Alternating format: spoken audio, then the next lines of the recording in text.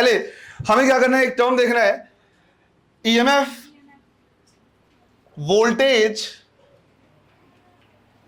And internal resistance and internal resistance.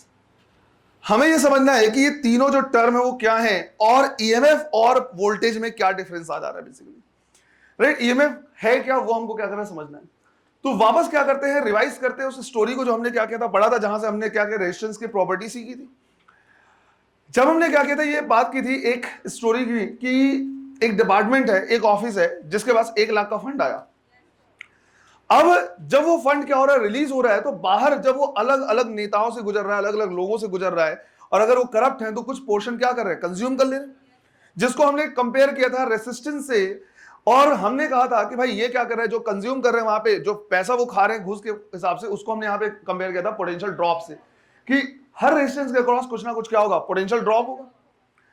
अब इस story में हमने ये मान लिया था कि भाई वो ऑफिस जो है, उस ऑफिस के अंदर में कोई करप्शन नहीं है। हमने यही मान लिया था कि ऑफिस में 1 लाख का फंड आया, वो 1 लाख का फंड रिलीज कर दे रहे हैं और बोल रहे हैं कि भाई जो भी जिनके जिनके बीच में जाएगा वो अपना अपना क्या करते जाओ, देखते जाओ, और बाकी कितना पहुंचा वो अलग बात है। इस स्टोरी में हमने बाय डिफॉल्ट ये मान लिया था कि जो ऑफिस है उसमें कोई करप्शन नहीं है, ऑफिस पूरा 1 लाख का फंड रिलीज कर दे रहा है।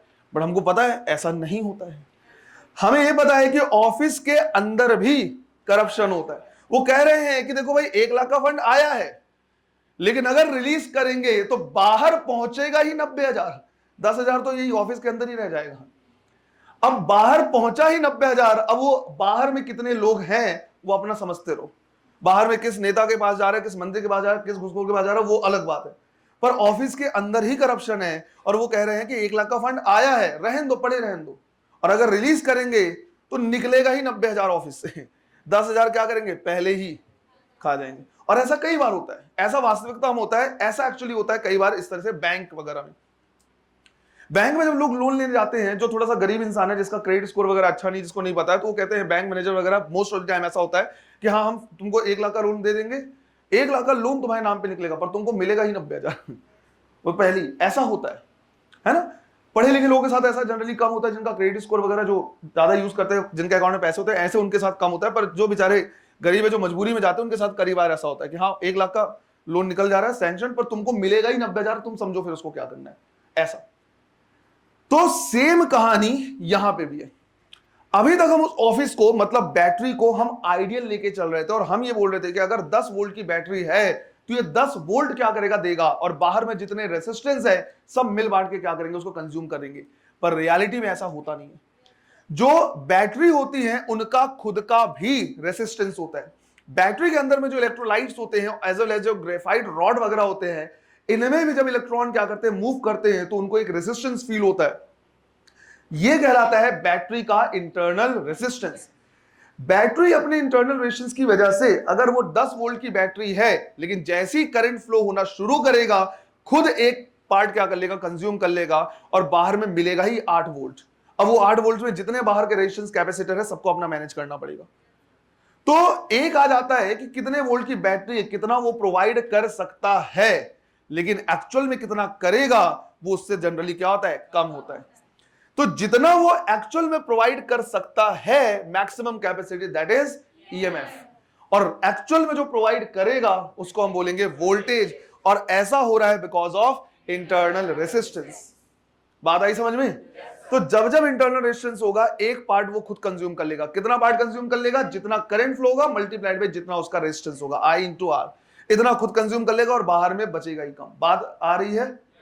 तो इसको हम कंपेयर कर रहे हैं ऑफिस के खुद के करप्शन के हिसाब से, कि अगर वो खुद करप्ट है, ऑफिस के अंदर ही कुछ पार्ट खा जाएंगे और बाहर पहुंचेगा ही कम।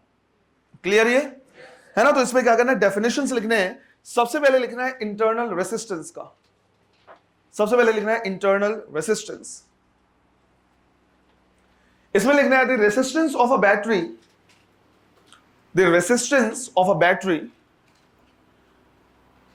Due to electrolytes, due to electrolytes is called internal resistance, is called internal resistance. तो इलेक्ट्रोलाइट्स वगैरह की वजह से खुद का जो रेजिस्टेंस है वो कहलाता है क्या, इंटरनल रेजिस्टेंस। फिर लिखना है ईएमएफ, इलेक्ट्रोमोटिव फोर्स। इसके बारे में क्वेश्चन आता है कि ये फोर्स है क्या, नहीं, ये एक मिसनॉमर है, गलत नाम लिया हुआ है। बहुत पहले इनको लगा कि एक फोर्स है जो इलेक्ट्रॉन को धक्का देते हैं, पुश करते हैं, इलेक्ट्रॉन को मूव कराते हैं, है ना, इसलिए नाम है इलेक्ट्रोमोटिव फोर्स। बट ये फोर्स नहीं है, ये क्या है, पोटेंशियल डिफरेंस है। तो नेक्स्ट लिखना है ईएमएफ। इसमें लिखना है the maximum potential difference, the maximum potential difference which a battery can provide, the maximum potential difference which a battery can provide is called EMF, is called EMF। अब यहां पे ये भी ध्यान रखना है कि ये प्रोवाइड कर सकता है बट करेगा नहीं, क्योंकि जैसे ही प्रोवाइड करना शुरू करेगा वैसे ही करंट फ्लो होगा, जैसे ही करंट फ्लो होगा एक पोटेंशियल ड्रॉप हो जाएगा, I इंटू स्मॉल r के बराबर, इंटरनल रेजिस्टेंस जितना है। तो कई बार ऐसा भी क्वेश्चन में हिंट दिया होता है कि भाई एक बैटरी है और वो सीरीज क्या बोलते हैं रेजिस्टेंस से कनेक्टेड है और स्विच ओपन है, स्विच ओपन है और बैटरी के क्रॉस पोटेंशियल डिफरेंस है 10 वोल्ट। तो स्विच ओपन है मतलब करंट फ्लो नहीं हो रहा। तो अगर करंट फ्लो नहीं हो रहा है या ओपन सर्किट में जो बैटरी के क्रॉस पोटेंशियल डिफरेंस होगा दैट इज ऑल्सो ईएमएफ। तो ये भी क्या करने लिख लेना है, potential difference across a battery in open circuit, potential difference across a battery in open circuit। और ये पॉइंट ध्यान रखना, क्योंकि जब हम न्यूमेरिकल करेंगे तो उसमें ऐसे ही लिखा होगा, ओपन सर्किट में 6 वोल्ट दिखा रहा है, क्लोज सर्किट में 4.8 दिखा रहा है। तो वहां से तुमको समझ जाना है कौन सा ईएमएफ है और कौन सा वोल्टेज है। क्लियर? ये नेक्स्ट लिख लेना है वोल्टेज। इसमें लिखना है the actual potential difference, the actual potential difference which a battery provides, the actual potential difference which a battery provides to external circuits, to external circuit। या फिर अगर क्वेश्चन में लिखा है potential difference across battery in closed circuit, close circuit में जो भी potential difference होगा वो वोल्टेज होगा, तो लिख लेना और potential difference across a battery, potential difference across a battery in closed circuit, in closed circuit।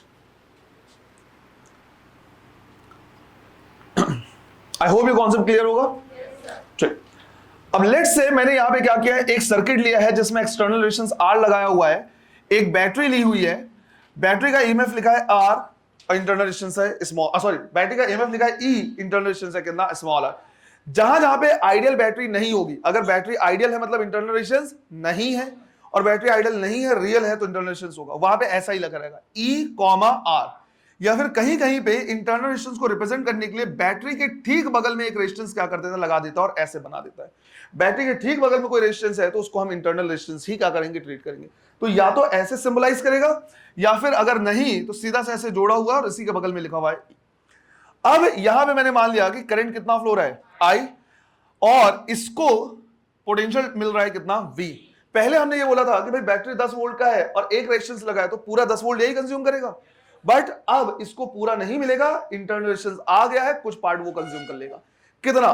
तो इतना वो दे सकता था माइनस इतना उसने क्या कर लिया, खुद कंज्यूम कर लिया। कितना करंट फ्लो हो रहा है मल्टीप्लाइड बाय उसका खुद का कितना रेजिस्टेंस है, इतना कंज्यूम कर लिया, तो बचा इतना जो वो क्या करेगा, प्रोवाइड करेगा।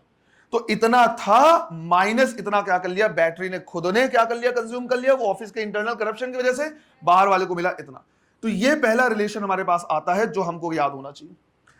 इसी तरह से अगर मैं करंट निकालना चाहूं तो मैं अगर टोटल करंट निकालूं तो मैं बोलूंगा देखो टोटल कैपेसिटी है, कैपेसिटी का मतलब वो कैपेसिटी नहीं, टोटल जितना वो क्षमता है उसकी दे सकता है वो है E, डिवाइड बाय इस पूरे सर्किट का रेजिस्टेंस देखो तो मैं बोलूंगा R और स्मॉल r दोनों सीरीज में लगे, तो टोटल कितना हो गया, R प्लस स्मॉल r। तो I इज इक्वल टू हम लिख सकते हैं E divide by R plus small r। ये दूसरा है जो हमको याद रखना है। फिर दोनों इक्वेशन को कंबाइन करते हैं और हम लिखते हैं फ्रॉम इक्वेशन 1 and 2। इसमें से हमने I की वैल्यू उठा के यहां रख दी, तो हम लिख रहे हैं V is equal to E minus, यहां पे रखेंगे E small r divide by R plus capital R। नीचे डिनोमिनेटर में आएगा R प्लस स्मॉल r, ये ऊपर जाएगा तो E capital R plus E small r minus small r, ये टर्म कैंसिल। तो पोटेंशियल डिफरेंस आता है ER divide by R plus small r। ये तीसरा है जो हमको क्या करना है, याद रखना है, राइट। ये थर्ड है जो याद रखना है। अगर कहीं पे ऐसा लगे कि एक्सटर्नल रेजिस्टेंस की वैल्यू नहीं गिवन है और हमको क्वेश्चन सॉल्व करना है तो इसको यूज करना है। अगर कभी ऐसा लगे कि potential difference across external resistance नहीं गिवन है तो इसे यूज करना है, और अगर करंट वगैरह कहीं प्रोवाइडेड नहीं है तो इसको यूज करना है। अपने हिसाब से तुमको याद रखना है। ये अगेन तीनों वे फॉर्मूले हैं जो तुमको नींद में भी याद होने ही चाहिए, मतलब बाय डिफॉल्ट कुछ भी हो जाए, कैसा भी कंडीशन हो, तुमको याद होना चाहिए। अब यहां से एक थ्योरेटिकल क्वेश्चन आता है, सीजीपीएमटी जब तुम्हारा होता था 2016 वाला के टाइम पे या 15 के टाइम पे आया था, ये सीजीपीएमटी था, उसमें ये पूछा था कि क्या जो पोटेंशियल है वो ईएमएफ से हमेशा कम होगा, कि जो पोटेंशियल है क्या वो ईएमएफ से हमेशा कम होगा। आंसर क्या होगा? नो। ज्यादा कब होगा?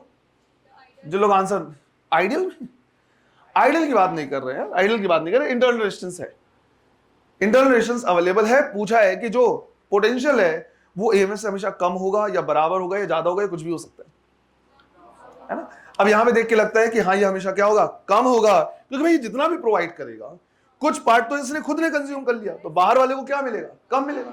ऐसा बिल्कुल ट्रू है, बट ऐसा ट्रू है during discharging of a battery.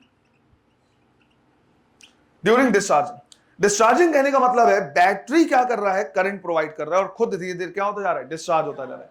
लेकिन अगर मुझे इस बैटरी को क्या करना है, चार्ज करना है during charging of this battery. अब ध्यान दो, अगर तुम बोलोगे कि भाई 10 वोल्ट इसका ईएमएफ है, हम सोच रहे हैं कि बाहर से भी हम क्या कर दे 10 वोल्ट इसको दे दे तो ये चार्ज हो जाएगा, ऐसा नहीं है। क्योंकि जब हम इसको क्या करेंगे, प्रोवाइड करेंगे, बाहर से भी क्या करेंगे, पोटेंशियल प्रोवाइड करेंगे, तो भी इसका इंटरनल रेजिस्टेंस है। और याद करो जो करप्ट लोग होते हैं उनका कोई माई बाप कोई धर्म ईमान नहीं होता। वो कह रहे हैं कि अच्छा पैसा जा रहा है तो भी हम खाएंगे, फिर पैसा आ रहा है तो भी हम खाएंगे, क्योंकि उनका कोई पोलैरिटी नहीं होती। सेम उसी तरह से रेसिस्टेंस की कोई पोलैरिटी नहीं होती। अगर करंट बाहर जाएगा तो भी उतना क्या करेगा, वो पोटेंशियल कंज्यूम करेगा, और आएगा तो भी पोटेंशियल कंज्यूम करेगा। अब हो ये रहा है कि 10 वोल्ट की बैटरी है, 10 वोल्ट इसकी मैक्सिमम कैपेसिटी है, तुम सोचो कि 10 देंगे, तो जैसे तुम 10 प्रोवाइड करोगे 1 वोल्ट तो हो सकता है उसका जो इंटरनेशनल खुद कंज्यूम कर ले, तो बैटरी को 10 नहीं मिलेगा, 9 मिलेगा।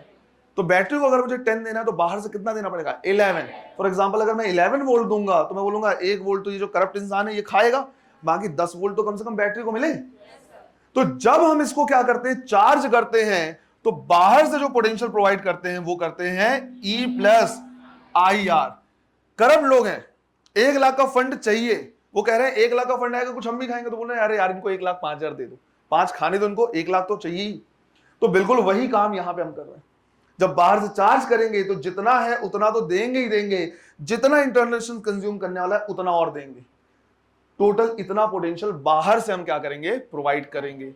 तो ड्यूरिंग चार्जिंग वोल्टेज जो होगा वो ईएमएफ से क्या होगा, ज्यादा होगा। लेकिन अगर देखा जाए 99% केसेस डिस्चार्जिंग का केस है, वोल्टेज क्या होगा, कम होगा। थ्योरेटिकल क्वेश्चन के लिए ध्यान रखना है, अगर पूछेगा हमेशा ज्यादा होता है हमेशा कम होता है, ऐसा नहीं।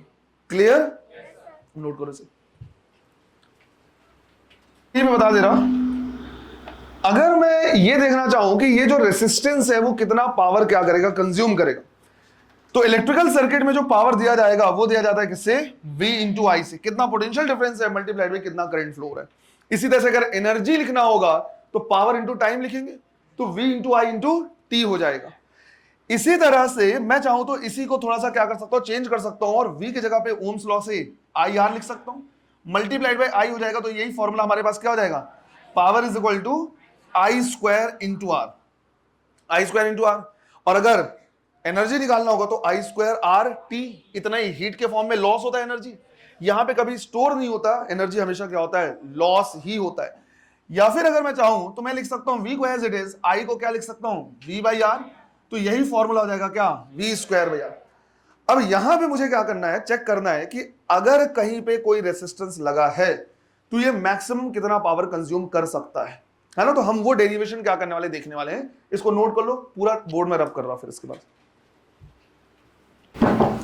देखो, लेट्स से हमने यहां पे क्या लिया है, एक सर्किट लिया हुआ है, एक्सटर्नल रेजिस्टेंस है कितना R, और इसको हमने क्या किया है, एक बैटरी से कनेक्ट कर दिया हुआ है, ईएमएफ है ई, इंटरनल रेजिस्टेंस है स्मॉल आर। ऐसे मुझे ये जानना है कि यार ये कितना पावर कंज्यूम कर सकता है, इसके अक्रॉस जो पोटेंशियल डिफरेंस है वो कितना है, वी है। तो पावर का मैं फॉर्मूला यहां पे यूज कर रहा, क्या, वी स्क्वायर बाई आर। और अभी हमने क्या किया है, एक फॉर्मूला देखा है, V is equal to E R divide by R plus small r. हम कोशिश ये करते हैं कि फॉर्मूले में ऐसी चीजें रहे जो क्या रहे, कांस्टेंट रहे। जैसे V बदलता रह सकता है बेस्ड ऑन करंट और ये सारी चीजें, पर ईएमएफ बैटरी का तो उतना ही रहेगा, मैक्सिमम जो प्रोवाइड कर सकता था वो तो नहीं रहेगा। तो यहां पे अगर मैं इसको क्या करूं, रखूं, तो मैं लिखूंगा 1/r मल्टीप्लाइड बाई V का स्क्वायर। V का स्क्वायर करेंगे तो क्या हो जाएगा, E square R square divide by R plus small R का होल स्क्वायर। इससे ये टर्म कैंसिल होगा और जो पावर आ रहा है वो आ रहा है E square R divide by R plus small R का होल स्क्वायर। मैंने सोचा कि मुझे ये जानना है कि ये रेजिस्टेंस की वैल्यू मैं बदल सकता हूं बाहर वाले रेजिस्टेंस को, पर मुझे जानना है कि ये रेजिस्टेंस मैक्सिमम पावर कंज्यूम कब करेगा। अब दिक्कत यह आ जा रही है कि जो कैपिटल आर है वो ऊपर में भी आ रहा है और नीचे भी आ रहा है। इस पर्टिकुलर वैल्यू के लिए कौन सा रेजिस्टेंस मैक्सिमम पावर कंज्यूम कर सकता है, इसका आंसर निकालना थोड़ी सी समस्या वाली बात है। रीजन ये है कि अगर ये सिर्फ ऊपर होता तो मैं बोलता कैपिटल आर की वैल्यू बढ़ाते जाओ, पावर कंजम्पशन बढ़ता जाएगा। ये सिर्फ नीचे होता तो हम कहते कम करते जाओ, मैक्सिमम पावर कंजम्पशन क्या होता जाता, बढ़ता जाता। पर ये ऊपर और नीचे, दिमाग में तुरंत स्ट्राइक करना चाहिए कि ऐसे प्रॉब्लम को कैसे टैकल करेंगे, with the help of maxima and minima. तो यहां पे हम इसे बोलते हैं maximum power theorem. Maximum power theorem, हमें यह जानना है कि किस रेजिस्टेंस की वैल्यू के लिए मैक्सिमम पावर कंजम्पशन क्या होगा, सॉरी पावर जो कंजम्पशन है वो मैक्सिमम होगा। अब मैं कहूंगा कि भाई जो पावर है वो कैपिटल आर के साथ बदलेगा, तो at the maximum power consumption जो स्लोप होना चाहिए वो कितना होना चाहिए, 0 होना चाहिए। तो हम लिखेंगे for maximum power dp by dr should be equal to, क्या ये रिलेट कर पा रहे हो, है ना। मैक्सिमम मिनिमम के 2-3 क्वेश्चन हमने किए हुए हैं। जब जब ऐसी समस्या आती है कि यार ऊपर और नीचे दोनों ही रहे, एक बढ़ाने से बढ़े और दूसरे बढ़ाने से घटे, तब दिक्कत ऐसी हो जाती है। फिर हम वहां पे यूज करते हैं क्या, मैक्सिमा मिनिमा। और हम कहते हैं मैक्सिमा में या मिनिमा में जो स्लोप होता है वो 0 होता है। तो हमने वही कर दिया, dp by dr is equal to 0। यहां से लिखेंगे तो हम लिखेंगे d बाई dr ऑफ ये टर्म पूरा E square R divide by R plus small R का होल स्क्वायर, ये कितना, 0। अब जो ईएमएफ की वैल्यू है वो कांस्टेंट है, तो कांस्टेंट है तो बाहर आएगा और दूसरे साइड जाएगा तो ये भी पूरा क्या हो जाएगा, 0। तो बचेगा हमारे पास d by d of r into R plus small r to the power -2 is equal to 0।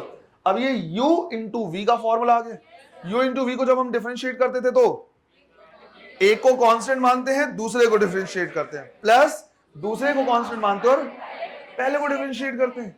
तो यहां भी सेम वही करेंगे, r को कांस्टेंट मान लिया और डिफरेंशिएट कर दिया d by d of r plus R to the power -2 into r plus small r to the power -2, sorry into कह रहा, plus r plus small r to the power -2, इसको constant मान लिया और r को differentiate कर दिया equal to 0।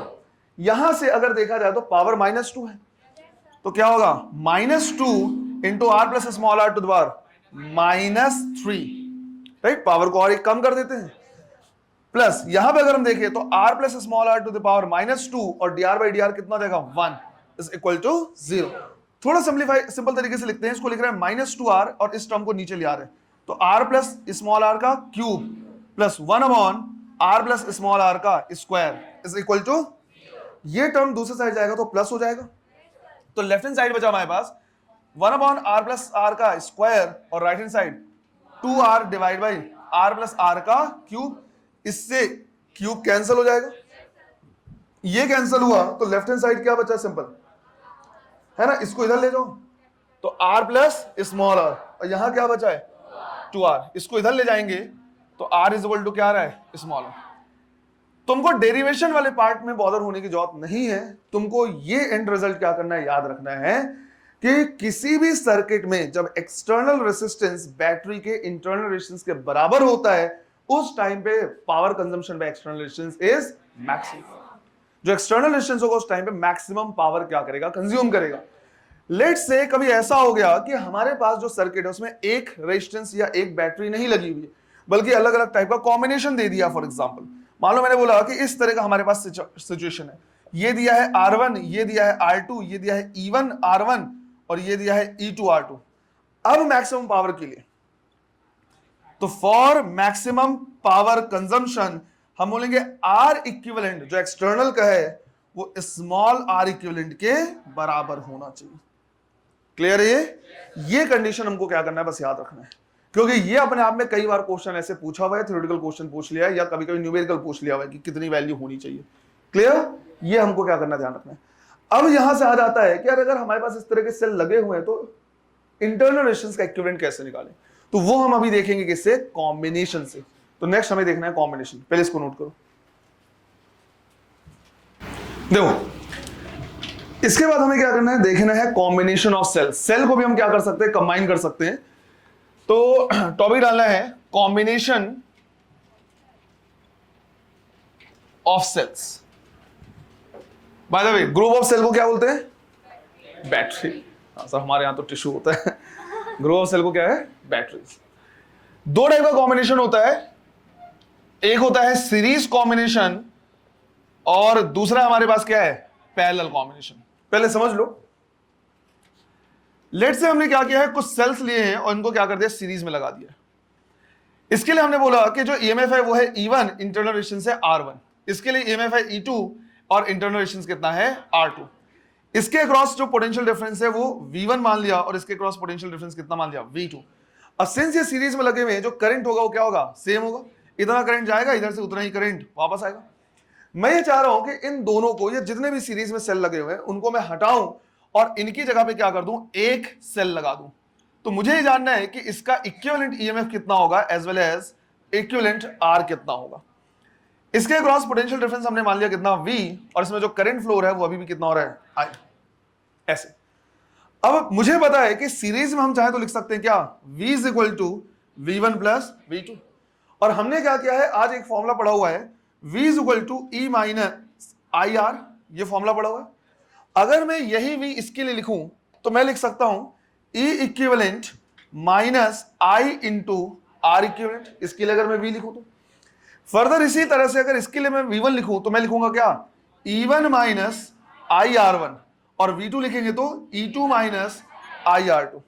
थोड़ा सा हम इसे क्या करें, सही तरीके से रीअरेंज कर दे रहे हैं और हमने लिखा E1 प्लस E2 अलग, माइनस IR1 और माइनस IR2 से क्या कॉमन निकाल सकते हैं, माइनस IR। तो ब्रैकेट में क्या आएगा, R1 plus R2। Left hand side हमारे पास है E equivalent minus IR equivalent. अब मैं दोनों साइड क्या करा, कंपेयर कर रहा हूं, कंपैरिजन आंसर दे रहा हूं। हमने लिखा on comparing left hand side and right hand side. दोनों साइड को जब हम क्या करें, कंपेयर कर रहे हैं, तो हमें समझ में आ रहा है जहां पे E इक्विवेलेंट लिखा हुआ है वहां पे E1 प्लस E2 लिखा हुआ है। इसका मतलब है कि सीरीज में अगर मुझे E इक्विवेलेंट निकालना है तो मैं E1 plus E2 plus E3 and so on, इस तरह से हम क्या करेंगे, ऐड करते जाएंगे सारे उसको। बिल्कुल वैसे ही यहां पे देखा मैंने माइनस I लिखा, यहां भी माइनस I लिखा, यहां पे R इक्विवेलेंट लिखा और यहां पे R1 प्लस R2। तो हम लिखेंगे कि भाई जो R इक्विवेलेंट होगा सीरीज में वो R1 plus R2 plus R3। और वैसे भी रेसिस्टेंस को जब हम सीरीज में ऐड करते हैं ऐसे ही होता है, R1 प्लस R2 इस तरह से। अब यहां भी मुझे क्या करना है, कुछ पॉइंट्स का ध्यान रखना है। अगर मान लो ऐसा हुआ कि कोई सेल को गलत कनेक्ट कर दिया, गलत कनेक्ट करने का मतलब क्या है, if a cell is wrongly connected, अगर किसी सेल को गलत कनेक्ट कर दिया, मतलब जो सीरीज कॉम्बिनेशन था वो हमारा इस तरह का था, हमें कनेक्ट करना था, पर एक को हमने इस तरह से उल्टा कनेक्ट कर दिया। दिख रहा है ये, इस सेल को हमने क्या किया है, गलत कनेक्ट किया है, रॉन्गली कनेक्टेड। तो इसकी जो पोलैरिटी है उल्टी है, तो ये क्या करेगा, नेट पोटेंशियल को क्या करेगा, कम करेगा, या ईएमएफ को कम करेगा। तो इसके लिए हम लिखेंगे जो E equivalent is equal to सबके लिए E1 plus E2 plus E3 minus E4 plus E5। ऐसे जब हमें क्या करना होगा, कोई सेल गलत कनेक्ट हो जाएगा तो हमें उसको ऐसे लिखना होगा। इसी तरह से अगर मैं R इक्विवेलेंट लिखूं तो क्या लिखूंगा, R1 plus R2 plus R3। अरे भूल गए क्या, ये वो करप्ट लोग हैं जिनकी कोई पोलैरिटी, तो कैसा भी लगाओ ये हमेशा उतना कंज्यूम करेंगे। इस पॉइंट को क्या करना है, ध्यान रखना है ना। सेल अगर हम गलत कनेक्ट कर भी दें तो रेसिस्टेंस जो है वो ऐड ही होंगे। क्लियर है ये, क्योंकि इनकी कोई पोलैरिटी नहीं है, जबकि यहां पे हमने लिखा है ये E1 R1 E2 R2 इस तरह से। फिर हमने बोला कि अगर हम n सिमिलर सेल्स को क्या करते, कनेक्ट कर दे, तो हम लिख रहे हैं if n similar cells are connected.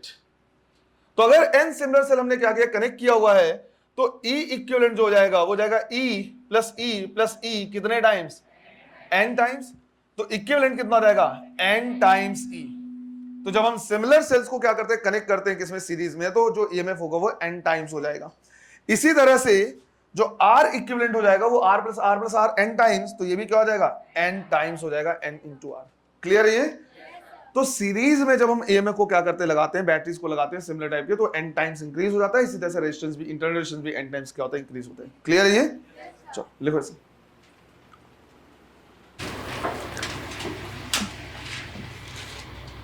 If out of 10 similar cells, if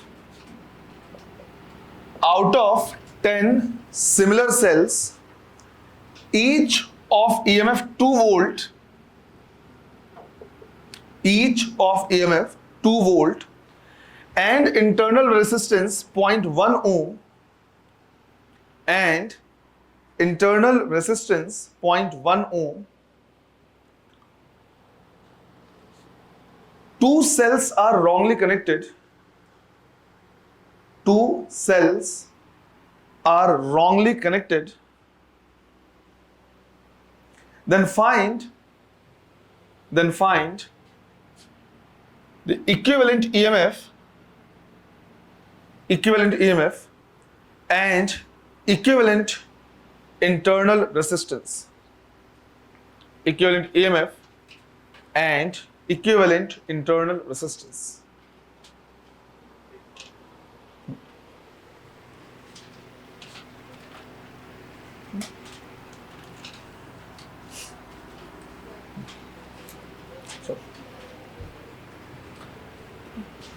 दस सेल है, सबका EMF कितना है, 2 वोल्ट है, और उनमें से 2 को हमने क्या कर दिया, गलत कनेक्ट कर दिया। इक्विवेलेंट EMF कितना आएगा, 12 या 16, 12 वोल्ट।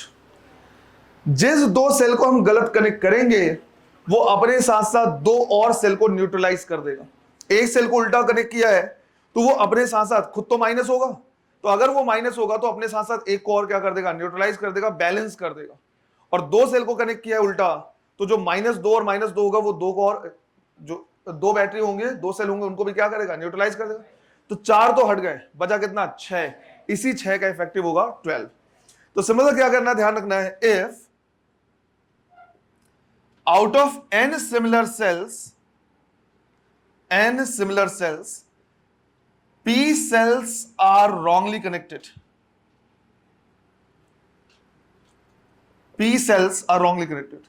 तो इक्विवेलेंट जो EMF होगा उसमें हम n में से 2p को क्या करेंगे, माइनस करेंगे। जितने भी सेल गलत होंगे उसके डबल को माइनस करेंगे, क्योंकि जितने भी सेल उल्टे कनेक्ट होंगे वो उतने को ही न्यूट्रलाइज भी करेंगे, मल्टीप्लाइड बाई E, इतना। तो अगर आउट ऑफ 10 2 गलत किए हैं तो 10 माइनस 4 मतलब कितना, 6 मल्टीप्लाइड बाई 2, कितना आ जाएगा आंसर हमारा, 12 volt. R equivalent, right, simple, 10 into 0.1, गलत कनेक्ट है सही कनेक्ट है उससे कोई फर्क नहीं पड़ता, 1 ओम। क्लियर है ये? ठीक, जल्दी से लिखो से। सेकेंड है पैरेलल कॉम्बिनेशन।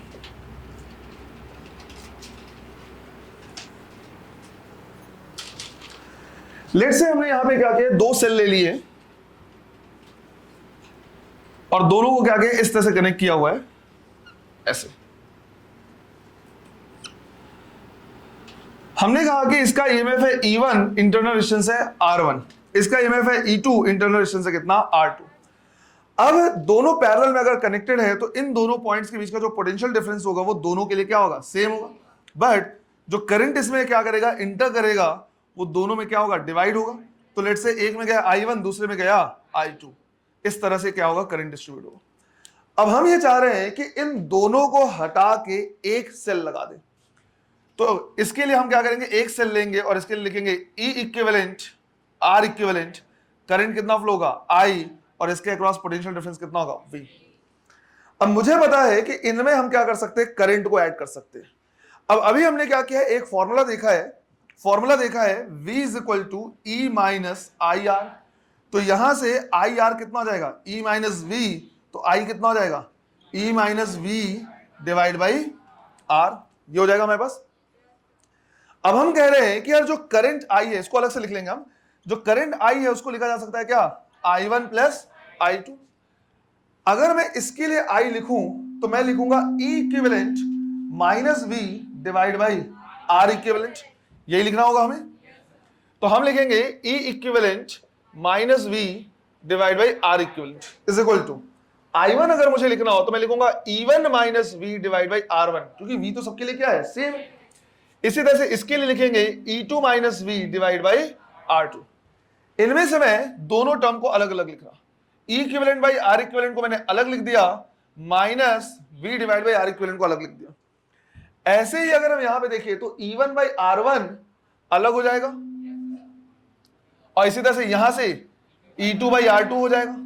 यहां पे क्या बचा, minus V by R1 minus V by R2, क्या कॉमन आ जाएगा, माइनस V। ब्रैकेट में क्या बचेगा, 1 by R1 plus 1 by R2। अब अगेन हम दोनों साइड क्या करेंगे, कंपेयर करेंगे। हमने वापस से वही लिखा, on comparing left hand side and right hand side, दोनों को अगर हम कंपेयर करें तो हम कहेंगे जहां पे इक्विवेलेंट बाई आर इक्विवेलेंट लिखा हुआ है वहां पे ये टर्म आया है। तो यहां से हमारे पास फॉर्मूला आ रहा है E equivalent divide by R equivalent is equal to E1 by R1 plus E2 by R2 plus E3 by R3 and so on, जितने भी हैं सबको हम ऐसे ऐड कर सकते हैं। एक चीज जो तुम्हें क्या करना है, ध्यान रखना, वो ये कि सीरीज में E इक्विवेलेंट का सीधा फॉर्मूला आ जा रहा था, E1 plus E2 plus R, लेकिन पैरेलल में E इक्विवेलेंट का अकेला फॉर्मूला नहीं आया है, बल्कि किसका आया है, E equivalent divide by R equivalent. तो E इक्विवेलेंट कैसे निकालेंगे, पहले E बाई R इक्विवेलेंट को क्या कर लेंगे, सॉल्व कर लेंगे। सॉल्व करने से, इन सबको सॉल्व करने से मान लो वैल्यू आई कितनी, x, तो फिर E equivalent is equal to क्या हो जाएगा, x multiplied by R equivalent. तो दो स्टेप में सॉल्व होगा, पहले E बाई R की वैल्यू निकालेंगे, उसके बाद R को मल्टीप्लाई करके E की वैल्यू निकाल लेंगे। क्लियर है, ये डायरेक्ट फॉर्मूला यहां पे नहीं आता। इसी तरह से कंपेयर करें तो माइनस V है, यहां भी माइनस V है, 1 अपॉन R इक्विवेलेंट की जगह पे 1 upon R1 plus 1 upon R2 लिखा हुआ है। तो यहां से हम ये भी लिख सकते हैं 1 upon R1 sorry 1 upon R equivalent is equal to 1 upon R1 plus 1 upon R2 plus 1 upon R3, इस तरह से। वो तो वैसे भी पैरेलल कॉम्बिनेशन में आता ही है। अब यहां भी हम ले रहे हैं कि अगर n सिमिलर सेल्स को हम क्या कर दें, कनेक्ट कर दें, तो हमने लिखा if n similar cells are connected,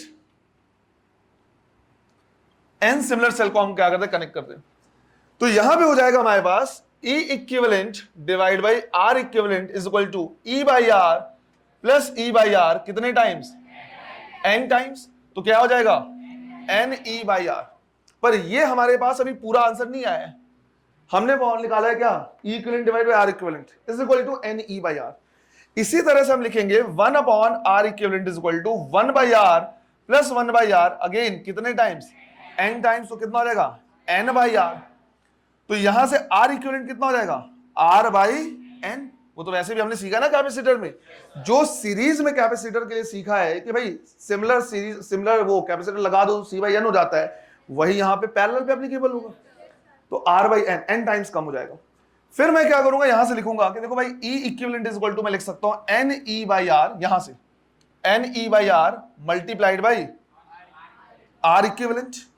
तो यहां से हमने लिखा n E by R multiplied by R equivalent कितना है, R बाई n। तो n से n कैंसिल और R से R कैंसिल, E इक्विवेलेंट कितना आया, E के बराबर। इस रिजल्ट पे फोकस करना है। ये रिजल्ट हमें ये बताता है कि अगर हमारे पास सिमिलर टाइप के सेल्स हैं, तो चाहे हम 1 सेल ले, चाहे 10 ले, चाहे 1000 ले, चाहे लाखों ले, अगर हम उनको पैरेलल में कनेक्ट करेंगे तो ईएमएफ एक सेल के ईएमएफ के बराबर ही आएगा। अगर एक 2 वोल्ट की बैटरी है और 2 वोल्ट की बैटरी को हम पैरेलल में जोड़ते जाएं तो उन सबका रिजल्टेंट भी 2 वोल्ट ही आएगा। यहां से सवाल है कि कब सीरीज में यूज करना चाहिए, कब पैरेलल में यूज करना चाहिए। अगर पैरेलल में 10 जोड़ ले, चाहे 1000 जोड़ ले सिमिलर सेल्स, और इक्विवेलेंट ईएमएफ में कोई फर्क नहीं पड़ता, तो क्या पैरेलल कॉम्बिनेशन कोई यूजफुल है, कुछ काम है उसका? आंसर दो बेटा, तभी काम चलेगा। क्या?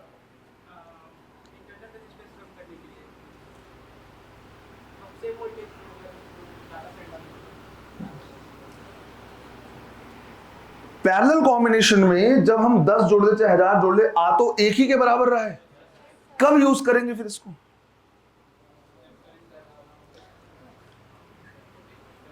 बारहवीं पास लोगों, अरे कोशिश तो करो, तुम तो गजब ही बिल्कुल। सही से बताओ, मेहनत से पास हुए थे, पैसे देके पास हुए थे? मेहनत से पास हुए थे ना? शक हो रहा है, बताओ जरा। पैरेलल कॉम्बिनेशन कब यूज करेंगे? जब वोल्टेज से बचा बचा बचा जब वोल्टेज सेम रहेगा तो एक ही सेल क्यों नहीं यूज कर ले?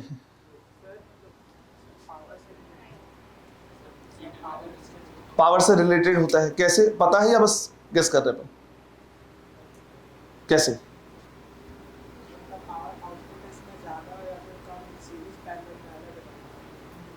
ठीक, और अरे भाई पढ़ा है ना या नहीं पढ़ा? तुमसे ज्यादा आंसर तो हिंदी मीडियम के बैच में आते हैं, गवर्नमेंट स्कूल से बेचारे पढ़े हुए हैं। तुम तो कोचिंग कर रहे हो, ट्यूशन कर रहे हो, ऑनलाइन क्लास भी किया हुआ है तुमने, तो नेट अच्छा चलता था। 12वीं पास हो, कुछ तो आंसर दो, लिखना बंद कर दो। हाँ, पैरेलल कॉम्बिनेशन कब यूज करें?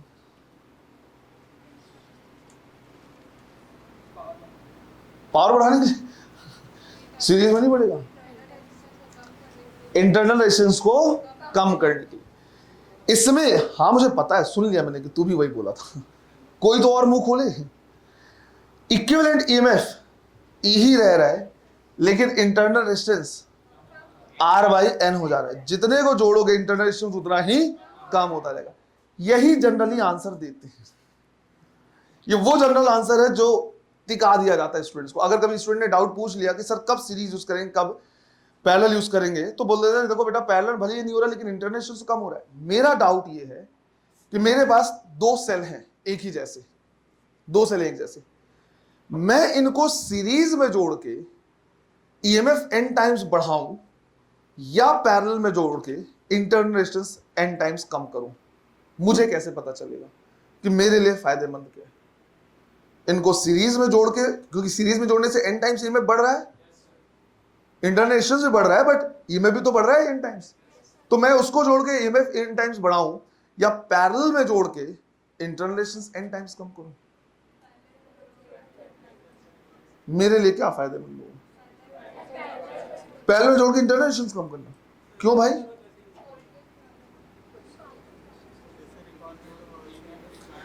मेरे को फिजिक्स नहीं आता, मेरे को क्वेश्चन के हिसाब से नहीं पता कि क्वेश्चन क्या है नहीं पूछा है। मैं सीधा साधा इंसान हूं, मेरे पास दो सेल है और एक छोटा सा बल्ब है। उस बल्ब से मेरे को इसको क्या करना है, कनेक्ट करना है। इनको मैं सीरीज में जोड़ूं या पैरेलल में जोड़ूं, मुझे कैसे पता चलेगा?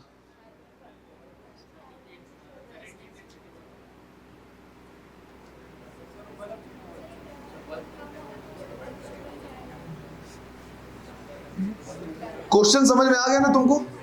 चलो बढ़िया, नोट कर लो। मैं बता थोड़ी रहा, मेरे को पता तो मैं तुमसे थोड़ी पूछता।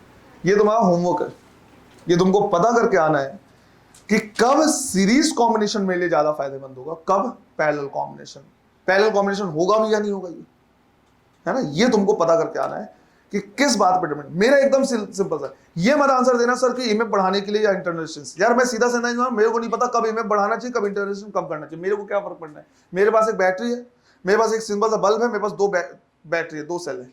मैं इसमें कैसे जोड़ू, किस टाइप से जोड़ू, मेरे लिए क्या फायदेमंद रहेगा, ये आंसर तुमको देना है अगली क्लास में। समझ में आई? अगर लाइफ में हर चीज वो है अवेलेबल जो एक कंफर्टेबल लाइफ के लिए चाहिए, बढ़िया, मतलब आराम से इस तरह से जी सकते हो, जो है जो रिक्वायरमेंट वो पूरी हो सके, हर चीज अवेलेबल है, तुम क्या करोगे?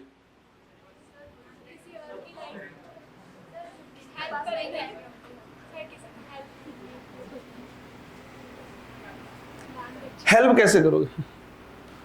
सिर्फ दान करने को हेल्प बोलते, पैसा दे देने को हेल्प बोलते क्या?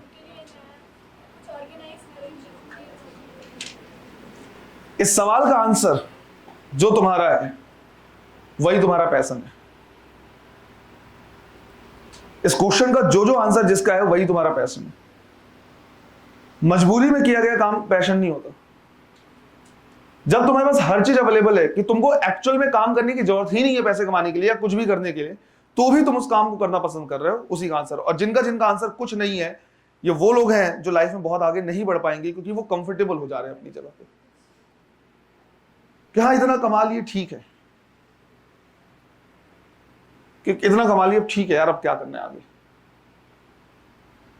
लाइफ तो अभी शुरू हुई है, अभी तो शुरू हुई है, और अभी से तुम ये सोच रहे हो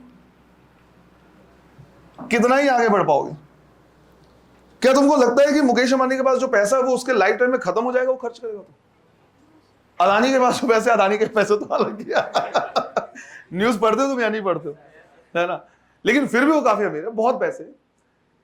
क्या इनके पास इतना पैसा है, वो लगता है कि जिस टाइप की उनकी लाइफ स्टाइल वो खत्म करते करते करते करते उसकी लाइफ में खत्म हो जाएगा? क्या उनको पैसे कमाने की जरूरत है? नहीं है, राइट? इंसान काम कर रहे हैं, नहीं कर रहे? वर्ल्ड के रिचेस्ट को देख लो, जितने हैं, एलॉन मस्क की बात कर लो, इतने पैसे, $200 बिलियन क्रॉस कर चुका था, 200 को क्रॉस किया था, हालांकि फिर टेस्ला के शेयर्स गिरे तो काफी नीचे आया हुआ, फिर भी इतना अमीर है, फिर भी इतने सारे काम में लगा रहता है, इतनी सारी चीजों उसने सेल्फ थॉट की, मतलब खुद को पढ़ा है बस ने चीजें, ऐसा नहीं कि कहीं पे वो पैशन होगा तब तो जो तुम्हारे लिए ये सवाल जो हाइपोथेटिकल था उनके लिए तो ट्रू है ना।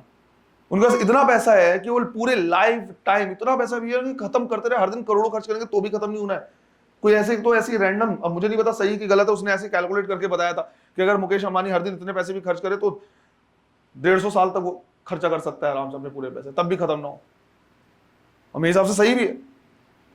15, 20, 50 लाख करोड़ है, 1 करोड़ भी खर्च करेगा तो 15-20 लाख दिन चल सकते हैं ना, पर डे खर्च करेगा तो। सिंपल सा कैलकुलेशन है, तुम जोड़ लो, काउंट कर लो कितने साल हो जाएंगे उसमें। फिर भी कमाने की जरूरत नहीं, फिर भी कर रहे हैं ना काम। उस लेवल पे होकर लोग इंसान काम कर रहे हैं। और तुम में जहां एक हाइपोथेटिकल क्वेश्चन फेंक के मारा मैंने कि तुम्हारे पास कंफर्टेबल है, कुछ नहीं, वो तुम्हारे मानसिकता को दर्शाता है और कुछ नहीं, कि तुम कितना ही आगे बढ़ सकते हो। एनीवे, इसमें देखो, अगर मान लो मैं बोलूं कि सिर्फ और सिर्फ हमारे पास क्या है, 2 सेल है, फिर 2 सेल है मान लो, तो हमने बोला इफ 2 cells आर कनेक्टेड। अगर मैं यहां पे 2 सेल लगा दूं, सिर्फ और सिर्फ 2 सेल हमने क्या लिया हुआ है, इसको हम थोड़ी देर में डायग्राम बना लेंगे। तो हम लिखेंगे equivalent divide by R equivalent is equal to E1 by R1 plus E2 by R2। नीचे में डिनोमिनेटर आएगा R1 R2, और ऊपर में अगर देखें तो यह आ जाएगा क्या, E1 R2 plus E2 R1।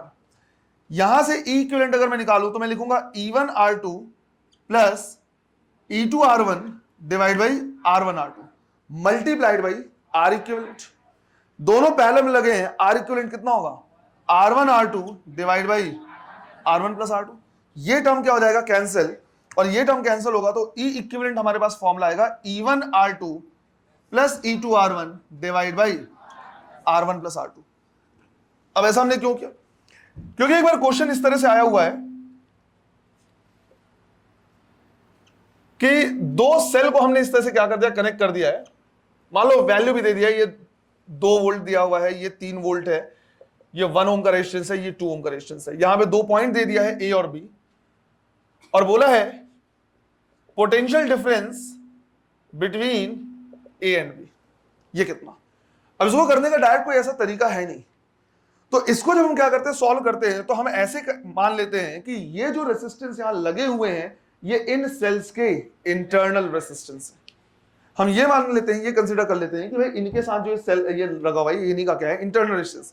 तो बेसिकली 2 सेल हो गए हमारे पास, E1 और E2, 2 किसमें लगे हुए, पैरेलल में लगे हैं। इनका जो इक्विवेलेंट ईएमएफ होगा वही इस पॉइंट का क्या होगा, पोटेंशियल डिफरेंस भी होगा, क्योंकि अभी ये कोई भी करंट प्रोवाइड नहीं कर रहे।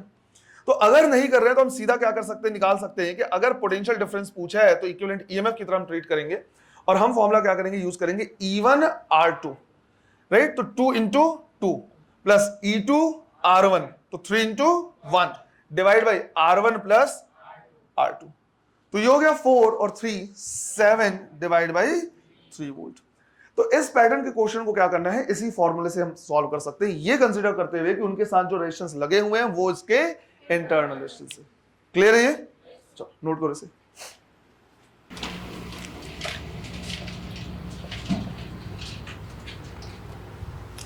If N1 similar cells, if N1 similar cells, each of EMF E, each of EMF E and internal resistance small r, each of EMF E and internal resistance small r are connected in series, are connected in series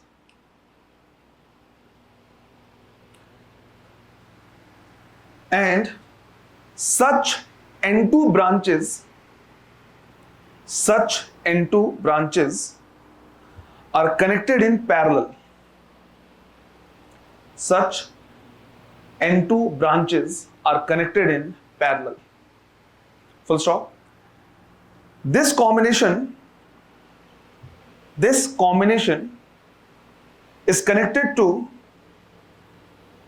this combination is connected to an external resistance capital R. This combination is connected to an external resistance capital R. Full stop. Find the current through that external resistance. Find the current through that external resistance. Question पढ़ो, देखो क्या बोलना चाह रहा है और उसके हिसाब से आंसर निकालो। तो की वैल्यू ले लो तो ज्यादा बेटर होगा समझाने में। मान लिया N1 कितना है 3 है, N2 कितना है 2। तो अब ये क्वेश्चन ऐसे बोलना चाह रहा है कि हमारे पास 3 सिमिलर सेल्स हैं जिनको हमने सीरीज में कनेक्ट कर दिया, राइट। 3 सिमिलर सेल्स हैं जिसको हमने क्या कर दिया, सीरीज में कनेक्ट कर दिया। फिर बोला है इसी तरह के 2 ब्रांचेस को हमने किस में कनेक्ट किया है, पैरेलल में। तो इसी तरह के 2 ब्रांचेस को हमने क्या कर दिया, किसमें, पैरेलल में। ये कॉम्बिनेशन हो गया। फिर इस पूरे कॉम्बिनेशन को हमने क्या किया है, एक एक्सटर्नल रेजिस्टेंस R से कनेक्ट कर दिया है और पूछा है कि इसमें जो करंट फ्लो होगा वो कितना होगा। तो अब ये समझना है कि 3 और 2 तो हमने एग्जांपल के तौर पे ले लिया। इस तरह से एक्चुअली क्या है, N1 सेल्स कनेक्टेड है और सब क्या है, सेम है, ER ऐसे दिए हुए।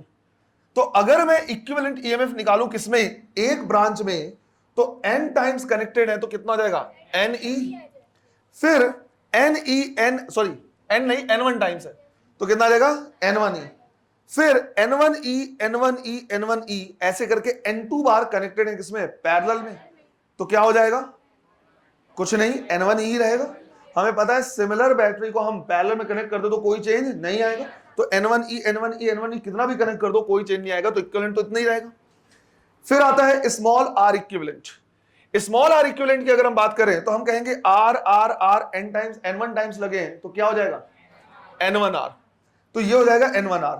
अब N1R N2 टाइम्स पैरेलल में लगा है तो N1R डिवाइड बाई N2। जितने बार पैरेलल से कनेक्ट करते उतने टाइम्स कम भी हो जाता है। तो स्मॉल r इक्विवेलेंट हो जाएगा N1R divide by N2। Series में N1 बार लगा तो N1 टाइम्स इंक्रीज होगा, पैरेलल में N2 टाइम्स लगा तो N2 टाइम्स डिक्रीज हो जाएगा।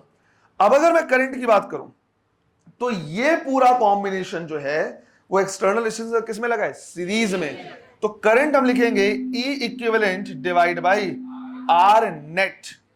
E इक्विवेलेंट हो जाएगा हमारे पास N1E। नेट R का मतलब है R plus small r equivalent. क्यों, ये पूरा इक्विवेलेंट इसके साथ किसमें, सीरीज में। तो यहां से अगर हम क्या करें, लिखें तो हम लिखेंगे N1E divide by R plus इसकी जगह पे N1 small r divide by N2। Further अगर तुम चाहो तो क्या कर सकते हो, इसको डिनोमिनेटर ले सकते हो, एलसीएम लेके सॉल्व कर सकते हो, N2 को ऊपर ले जा सकते हो। अब ये जो क्वेश्चन है वो SC वर्मा में दिया हुआ है, राइट, SCV में दिया है। पर इसी क्वेश्चन को, सेम कॉन्सेप्ट को उठा के एम्स में भी क्वेश्चन आ चुका है। एम्स में जो क्वेश्चन आया था बिल्कुल यही क्वेश्चन है, उसमें थोड़ा सा चेंज कर दिया था। इसमें बोला था कि हमारे पास क्या है, एक इस तरह का फिश है, बाप रे खतरनाक। राइट, एक फिश है और वो फिश का नाम दिया हुआ है क्या, इलेक्ट्रिक ईल। और फिर 2-3 लाइन में क्या किया, इलेक्ट्रिक ईल का ये समझाया हुआ है कि भाई ये कैसे जो है वो बिजली जनरेट कर सकता है, पावर जनरेट कर सकता है, इलेक्ट्रिकल एनर्जी जनरेट कर सकता है। उसमें ये बता दिया है कि इलेक्ट्रिक जो ईल है इसके अंदर पे सेल है। सेल मतलब वो टिश्यू और सेल वाला सेल, बायो वाला सेल। जो बायो वाला सेल है वो फिजिक्स वाले सेल की तरह बिहेव करता है। मतलब ये है कि जो एक एक सेल है, एक एक टिश्यू वाला सेल है, वो बैटरी वाले सेल की तरह क्या कर सकता है, बिहेव कर सकता है। उसके बाद बोला हुआ है कि इसमें इतने सारे सेल्स हैं जो एक लाइन में ऐसे लगे हुए हैं, फिर उसी का बार बार रिपीट हुआ है जो इस तरह से लगे हुए हैं। समझ में आ रही है? तो बहुत सारे सेल हैं N1 टाइम्स और ये N2 टाइम्स लगे किसमें, पैरेलल में, है ना, ऐसे दिया, उसके नंबरिंग्स दे दिए। फिर बोला है कि ये सलाइन वाटर में है तो बाहर जो वाटर है वो भी कंडक्टर की तरह बिहेव कर रहा है और उसका रेजिस्टेंस दे दिया है। तो बाहर में जो वाटर है वो एक तरीके से कैसे बिहेव करेगा, एक्सटर्नलेशन। क्वेश्चन पूछा है कि ईल के माउथ से टेल तक कितना करंट फ्लो होगा। क्वेश्चन क्या है, पूछा हुआ है कि ईल के जो माउथ से करंट तक कितना, टेल तक कितना करंट फ्लो होगा। रिलेट कर लिया उससे, ये सेम वही क्वेश्चन है ना, बस फॉर्मेशन बदल दिया है, कॉन्सेप्ट क्या है बिल्कुल सेम है कि यहां पे जो जितने सेल्स हैं, इसके जो टिश्यू वाले सेल्स हैं वो बैटरी वाले सेल की तरह बिहेव कर रहे हैं, इतने सीरीज में लगे। इसी तरह से ये क्या है, इतने पैरेलल में, हर एक सेल कितना ईएमएफ जनरेट कर सकता है वो दिया है। इंटरनल रेजिस्टेंस भी आई गेस दिया है या नहीं दिया मुझे एग्जैक्टली याद नहीं रहा, शायद दिया हुआ है। तो इससे हम क्या कर सकते हैं, ई इक्विवेलेंट निकाल सकते हैं और स्मॉल आर इक्विवेलेंट निकाल सकते हैं। जो बाहर सलाइन वाटर है उसका रेजिस्टेंस गिवन है, वो एक्सटर्नल रेजिस्टेंस हो गया, उससे हम क्या कर सकते हैं, करंट निकाल सकते हैं। बात आई समझ में? तो क्वेश्चन के कॉन्सेप्ट को उठा के इस पैटर्न में क्या कर सकता है, चेक कर सकता है। एम्स में आया क्वेश्चन है, किस ईयर आया मुझे वो याद नहीं है। तुम क्या करोगे, मॉडल वगैरह चेक करोगे तो उसमें लंबा चौड़ा सा क्वेश्चन दिख जाएगा, काफी लंबा चौड़ा सा, क्योंकि पहले एक्सप्लेन किया कि ऐसा सेल है वैसा सेल है उसके बारे में, फिर एक मछली का डायग्राम है उससे समझ जाओगे तुम। करने का तरीका बिल्कुल वही है, न्यूमेरिकल वैल्यूज गिवन है, पर कॉन्सेप्ट ये है, इससे तुम क्या कर सकते हो, सॉल्व कर सकते हो। क्लियर ये? ठीक है, नेक्स्ट क्लास में हम क्या करेंगे देखेंगे इसके आगे का। चलो, थैंक यू।